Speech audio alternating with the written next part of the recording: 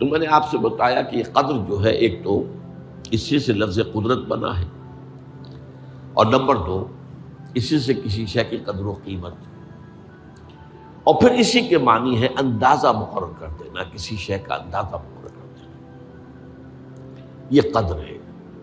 اللہ نے ہر چیز کا ایک اندازہ مقرر کر دیا ہے، اور قدر مقادیر مشکات شریف میں ایک پورا باب ہے، ایمان بالقدر اس کا عنوان ہے صحیح معنی میں۔ تو پہلی حدیث کیا ہے؟ مسلم شریف کی روایت ہے، عبداللہ ابن عمرو بن العاص رضی اللہ تعالی عنہما۔ حضرت عمرو بن العاص جو بڑے سرداران قریش میں سے تھے، بڑے سیاستدان تھے اور بڑے بہادر انسان بھی تھے، ان کے بیٹے ہیں عبداللہ۔ اور بڑی دلچسپی کی بات یہ ہے کہ باپ اور بیٹے کے مزاج میں بود المشرقین تھا، وہ تھے جنگجو اور سیاستدان اور بڑے سرداروں میں سے، یہ تھے انتہائی زاہد و عابد، انتہائی زاہد و عابد۔ انہی کے بارے میں آتا ہے پوری رات کھڑے رہتے تھے نوافل میں، اور ہر روز روزہ رکھتے تھے، جس پر حضور نے یوں کہنا چاہیے کہ ڈانٹ پلائی۔ آپ کو اطلاع ہوئی، آپ نے بلایا، یا عبداللہ اولم اخبر انک تقوم اللیل و تصوم النہار تصوم الدہر، کیا مجھے یہ خبر نہیں دی گئی ہے؟ یعنی مجھے یہ خبر ملی ہے کہ تم پوری رات کھڑے رہتے ہو، نماز پڑھتے ہو، تم ہر روز روزہ رکھتے ہو، اب کیا کرتے؟ بلا یا رسول اللہ، جھوٹ بولنے کا تو یارہ ہے ہی نہیں، اور ہو بھی نہیں سکتا۔ فرمایا لا تفعل، سختی سے بات۔ وہ عبداللہ ابن عمرو ابن العاص رضی اللہ تعالیٰ عنہما اس کے راوی ہیں، قال رسول اللہ صلی اللہ علیہ وسلم کتب اللہ مقادیر الخلائق قبل ان یخلق السماوات والارض ب50,000 سنہ۔ اللہ تعالیٰ نے مقداریں اور تقدیریں، ابھی دو الفاظ میں بولوں گا تاکہ آپ کے ذہن میں بات رہے، معین کر دی تھی، لکھ دی تھی آسمانوں اور زمین کی تخلیق سے 50,000 سال قبل۔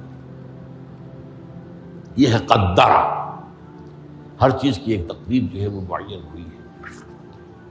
اب آئیے اس میں کتاب سے مراد کیا ہے؟ جو آیت میں نے دوسرے نمبر پر پڑھی آج، سورہ حدید کی آیت، ما اصاب بمصیبۃ فی الارض ولا فی انفسکم الا فی کتاب من قبل ان نبرأ۔ کتاب سے مراد کیا؟ نہیں پڑتی تم پر کوئی مصیبت، کوئی تکلیف، نہ زمین میں نہ تمہاری جانوں میں۔ زمین میں سیلاب کا آ جانا، زلزلے کا آ جانا، کوئی اور اس طرح کی عمومی ہلاکت کا آ جانا، عمومی تکلیف کا آ جانا۔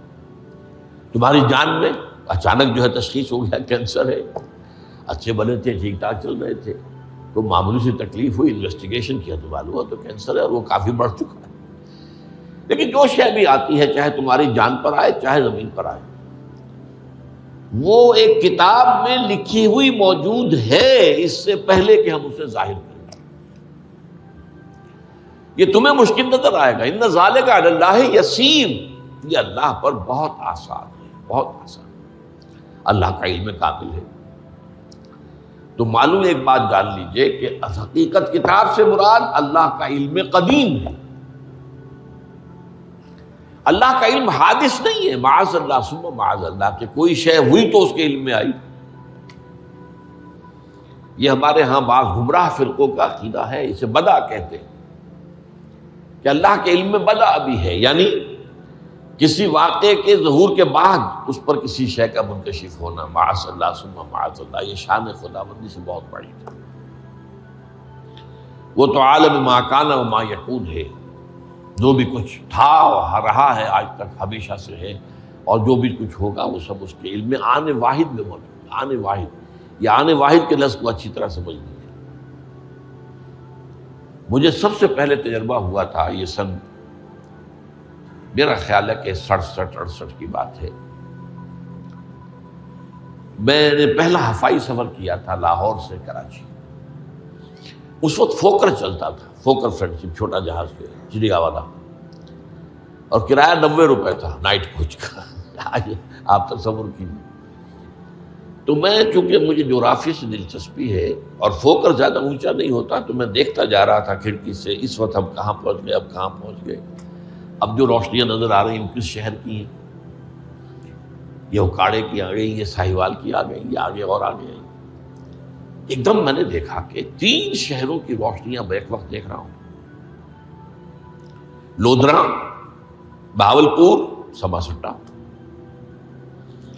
مجھے خیال آیا کہ جب میں ٹرین سے سفر کرتا ہوں، کراچی جاتا ہوں، تو لودھرا پہنچتا ہوں تو میں سمجھتا ہوں کہ ابھی بہاولپور آدھا گھنٹے بعد آئے گا، وہ مستقبل کی شے ہے میرے لیے۔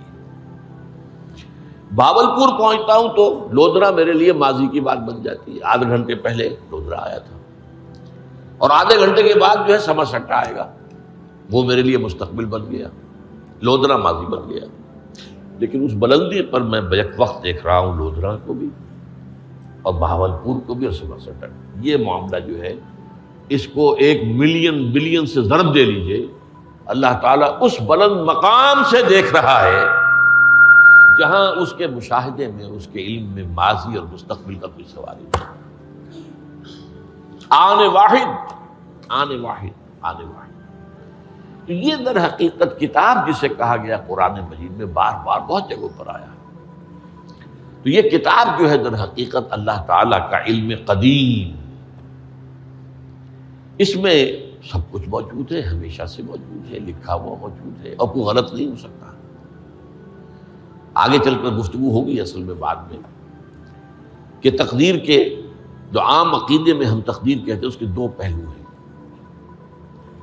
ایک پہلو ہے ما اصاب علی الانسان، جو کچھ انسان پر آتا ہے مصیبت، جیسے ابھی آیت میں نے پڑھی ما اصاب من مصیبت فی الارض ولا فی انفسکم۔ ہم ہر وقت صدمے ہیں، کوئی تکلیف آ گئی، کوئی مصیبت آ گئی، کوئی بیماری آ گئی، کوئی حادثہ ہو گیا، کوئی بچہ فوت ہو گیا، کوئی عزیز جو ہے وہ فوت ہو گیا، یہ ہر وقت حوادث ہے۔ تو جو بھی کچھ پیش آتا ہے وہ علم خداوندی میں ہمیشہ سے تھا۔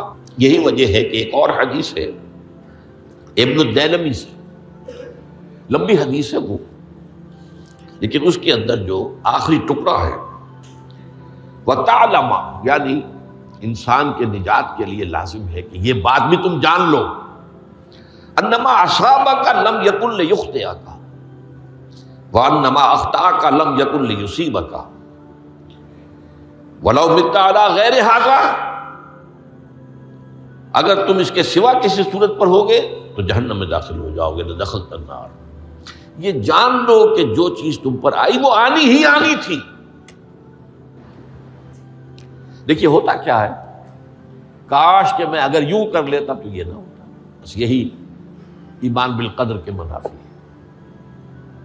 جو ہوا ہے وہ اللہ تعالیٰ کے ہاں تو پہلے سے طے تھا، ہونا ہی تھا۔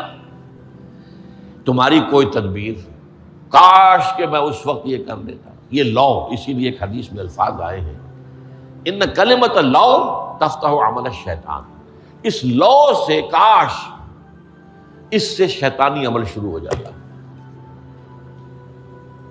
کاش کہ یہ ہو جاتا، کاش میں یہ نہ کرتا، کاش کہ ہو جاتا، تو یہ نہیں۔ تعلم انما اصابک لم یکن لیخطئک، تو جان لے اس بات کو کہ جو چیز تم پر آئی ہے وہ ہرگز ٹلنے والی نہیں تھی۔ کوئی تدبیر تم کر لیتے، کوئی کسی وقت کوئی ہیلا کر لیتے، کوئی تم قدم اٹھا لیتے، کچھ بھی کر لیتے، وہ تو آنی ہی آنی تھی۔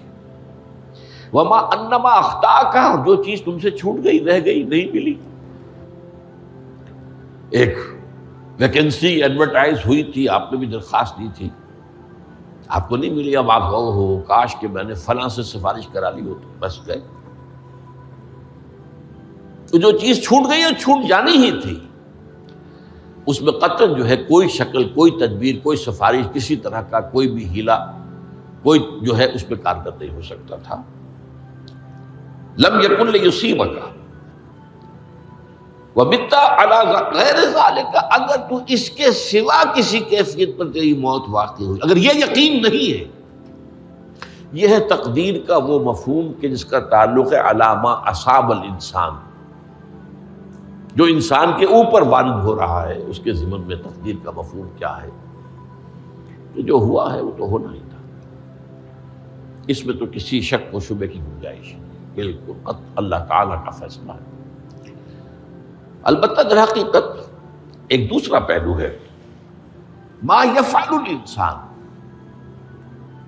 وہ جو انسان کرتا ہے۔ یہاں آ کر یہ تقدیر کا مسئلہ بہت ٹیڑھا ہو جاتا ہے۔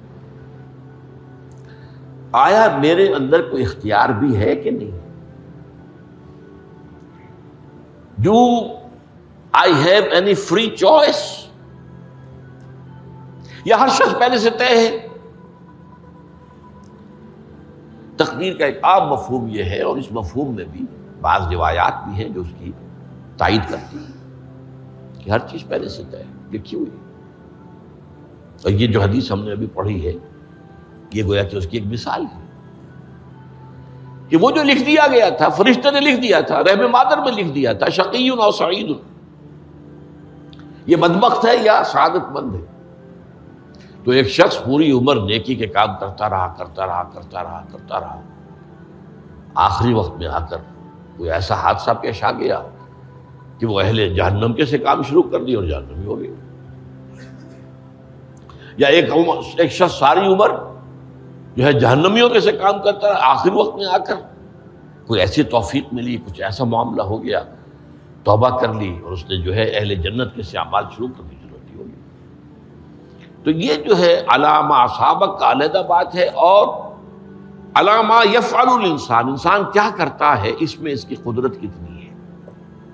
اور یہ ہمارے ہاں فلسفے کا بڑا مشکل موضوع ہے، اسی کا نام ہے جبر و قدر۔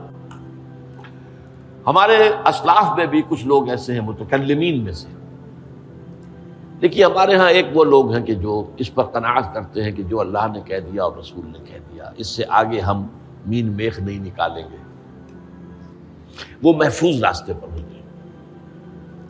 لیکن بہرحال انسان کو اللہ نے ایک عقل بھی دی ہے، اور یہ عقل سوالات اٹھاتی ہے،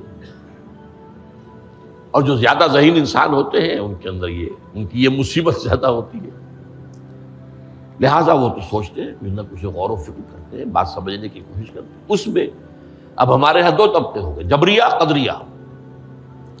ایک نقطہ نظر یہ ہے کہ انسان مجبور محض، کوئی اختیار نہیں،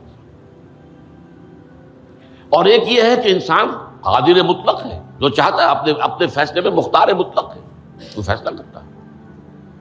انہیں قدریہ کہتے ہیں۔ تو جبریہ اور قدریہ ان کی بحثیں ہمارے یہاں، یہ وہی تقدیر کا مسئلہ جو میں نے کہا تھا، بحثوں میں آ کر الجھ جائے، آج تک حل نہیں ہوا، حل ہو سکتا ہی نہیں۔ اب اس کے ضمن میں علامہ اقبال کا ایک شعر آپ کو سناتا ہوں، وہ بہت اچھا لگتا ہے، بہت خوبصورت لگتا ہے شعر ہونے کے اعتبار سے۔ تقدیر کے پابند جمادات و نباتات، مومن صرف اللہ کے احکام کا پابند۔ اس میں انسان سے پابندی کی نفی کر دی گئی ہے، وہ صرف پابند ہے اللہ کے احکام کا۔ نتیجے کے اعتبار سے تو جو یہ شعر کہہ رہا ہے جو بات، وہ صحیح ہے، پابندی اصل جو ہے وہ اللہ کے احکام کی، لیکن یہ کہ تقدیر کی پابندی سے انسان بھی پوری طرح آزاد نہیں ہے۔ یہ سمجھ لینا کہ یہ جمادات و نباتات ہی کا معاملہ، یہ غلط ہے، یہ مبالغہ ہے۔ ظاہر بات ہے کہ شاعر جو ہے، شاعر مبالغے سے بچ نہیں سکتا، چاہے وہ علامہ اقبال ہی ہو، کوئی بھی ہو۔ تو اسی لیے سورہ شعراء کے اندر جو عام شعراء کی جو صفات بیان ہوئی ہیں وہ آپ کے ذہن میں آ گئی ہوگی۔ مبالغہ کرتے ہیں، فی کل واد یہیمون انہم یقولون ما لا یفعلون، وہ کہتے بھی وہ کچھ ہے جو کرتے نہیں ہیں، اور یہ بات تو علامہ اقبال پر بھی چشمہ ہوتی ہے۔ بہرحال یہ شعر ذرا پھر نوٹ کیجئے، تقدیر کے پابند جمادات و نباتات، مومن صرف اللہ کے احکام کا، کوئی بات صحیح نہیں ہے۔ انسان بہت سے اعتبارات سے مجبور ہے۔ سب سے پہلے جو ہے انسان کے اندر ایک تقدیر نوعی ہے، نوع انسان۔ چھوٹی سی چڑیا اڑتی پھرتی ہے، انسان نہیں اڑ سکتا، آپ نے ٹھیک ہے مشین ایجاد کر دی، جہاز ایجاد کر لیا، آپ دوڑ رہے ہیں 500 آدمی اور سینکڑوں من سامان لے کر جو ہے وہ جا رہا ہے، 747 ہو یا 757 ہو، یہ کر لیا ٹھیک ہے، خود نہیں اڑ سکتے، اب کیا کریں گے آپ؟ یہ تقدیر نوعی ہے، اسپیشیز، ہر اسپیشیز کے لیے اللہ نے ایک اندازہ مقرر کر دیا ہے، اس اندازے ہی میں رہے گا، اس سے باہر نہیں جا سکتا۔ پھر ایک تقدیر شخصی ہے۔ اب دیکھیے تقدیر شخصی کیا ہے؟ بعض اوصاف و صفات ہمیں وراثتاً ملتے ہیں، وی ہیو نو چوائس۔ پہلے بھی یہ بات مانی جاتی تھی، آج جو ہے ذرا سائنٹیفک انداز میں ہم کہتے ہیں جینز میں چلا آ رہا ہے، اس جینز کو کوئی بدل سکتا ہے؟ جو جینز بھی آپ کو ملے اپنے والدین کی طرف سے، وہ آپ کی شخصیت کا ظاہر بات ہے کہ فیصلہ کن طرز پر اس کو ڈھال دیتے، جینز ہے، پابندی ہے۔ نمبر 2 یہ کہ خاص طور پر جو گھر کا ابتدائی ماحول ہوتا ہے، ماں کی گود اور ابتدائی گہوارہ گھر کا، اس کے جو اثرات مرتسم ہو جاتے ہیں شخصیت کے اوپر، وہ بھی بڑے مستقل ہوتے ہیں، پختہ ہوتے ہیں۔ ان دونوں چیزوں کو ضرب دے لیجئے، hereditary factors multiplied by environmental factors, اس سے مل کر ایک شے تیار ہوتی ہے جس کو قرآن کہتا ہے شاکلہ۔ قُلْ كُلٌّ يَعْمَلُ عَلَىٰ شَاكِلَتِهِ فَرَبُّكُمْ أَعْلَمُ بِمَنْ هُوَ أَهْدَىٰ سَبِيلًا، سورہ بنی اسرائیل۔ شاکلہ کسے کہتے ہیں؟ شاکلہ، شکل دینے والی شے۔ آپ کو لوہا ڈھالنا ہے، کوئی خاص پرزہ بنانا ہے، اس کا پہلے سانچہ بناتے ہیں ہم، لوہے کو پگھلا کے اس میں ڈالیں گے تو جیسا سانچہ ہوگا ویسا ہی لوہا جو ہے وہ شکل اختیار کرے، اس سے شاکلہ کہتے ہیں۔ یہ شاکلہ جو ہے ہر انسان کا، اس سے باہر انسان نہیں جا سکتا، اس کے اندر اندر سٹرگل ہوگی، اس کے اندر اندر اس کی جد و جہد ہوگی، لیکن اس کا یہ مطلب نہیں ہے کہ اس کا کوئی فری چوائس نہیں۔ فری چوائس ہے، لیکن وہ فری چوائس انہی حدود کے اندر کام کرے گا، اس سے باہر نہیں۔ اس بات کو مختلف احادیث میں حضور نے بہت خوبصورتی سے بیان کیا۔ ایک حدیث بڑی اہم ہے، بڑی اہم ہے، الناس کالمعادن، انسانوں کی مثال بھی معدنیات کیسی ہے۔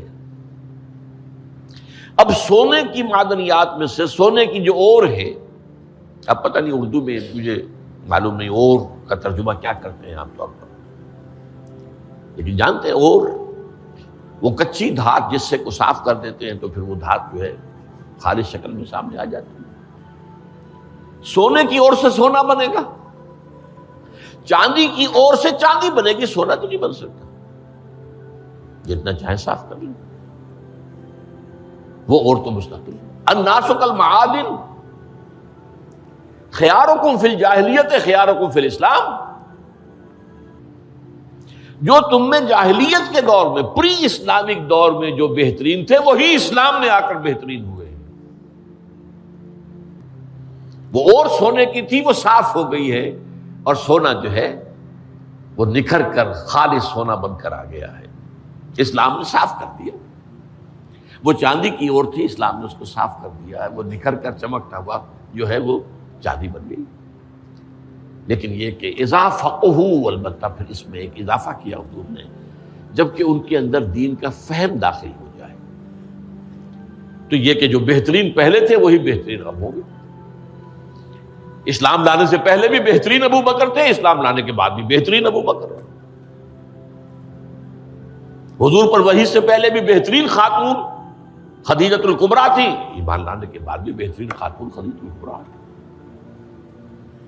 اور دوسری حدیث سنیے، عن ابی الدرداء رضی اللہ تعالی عنہ قال بینما نحن عند رسول اللہ صلی اللہ علیہ وسلم،